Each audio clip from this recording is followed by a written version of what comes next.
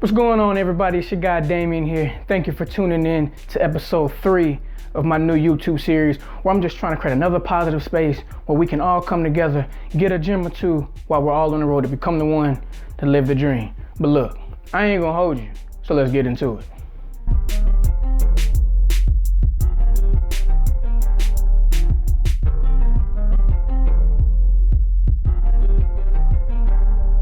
All right, so in episode 2, the big thing that I focused on was, us not settling and really going out and getting what we're worth.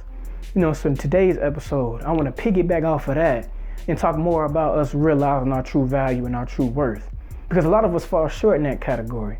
There's a lot of us that won't reach our full potential because we're too busy trying to fit into somebody else's expectations.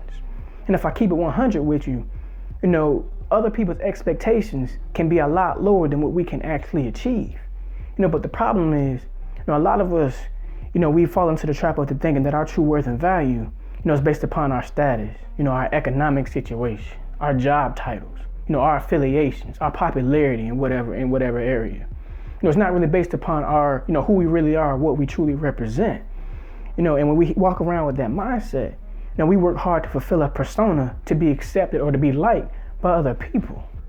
It's like we need a co-signer of our worth. It's like we've been conditioned to think that the opinions that others have of us hold more weight than the ones we have for ourselves. But we gotta ask ourselves why that is. Why do we allow ourselves to live under the expectations of somebody else?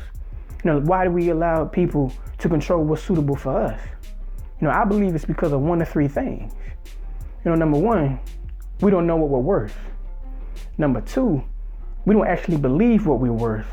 And then number three, we don't go out and get what we're worth. And I believe if you're not in tune with what your value is or what your worth is, you become susceptible to the worth and value that other people give you.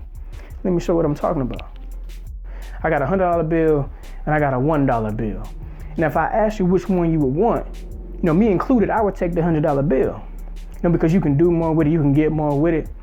But the crazy thing, if we were to actually strip these bills down, like you take, Benjamin Franklin off, you take George Washington out, you take, all the writing, all the labeling off, and, you will realize what you get is actually a blank piece of paper. They're actually the same paper. But the crazy thing is, it isn't until they're labeled that one has value. You see, when they're blank, they both have the potential to be 100, but because they're labeled and because we're told how much they are, we view them as such. And the sad thing is, some of us are living that same sad story. We believe the stories that people tell us. Or you can't do that and we believe it. Or you would never and we believe it. Or you're not capable and we believe it. But how long will you let other people's opinions be your truth? I believe George White, the speaker, said it best. He said you had a purpose before anybody had an opinion. And I'm here to tell you that you have a greatness within you that nobody can understand, let alone measure. So why would you let somebody else tell you what you can and can't do? Don't cap your own potential by listening to what other people think that you are capable of. Don't cap your own potential. It's just like this example here. So envision yourself being this candle, right? You come in a nice little glass silhouette, you got a cap on, and this fire right here, candles need to be lit. So this fire right here is gonna represent you on the road to success, right? So you lit, you ready to go, you on the road to success. But the problem is, you start hearing haters talk about you. You hear people saying that you can't do this, or you can't accomplish that, or you can't really accomplish what it is you set out to do, whatever the case may be, right? But you gotta realize this wax right here is all your potential. But when you feed into what people say about you, and you think about quitting, or if you do quit, it's like putting a cap on your potential. And like May said, like the fire needs the air, I need you there. Your dreams need you.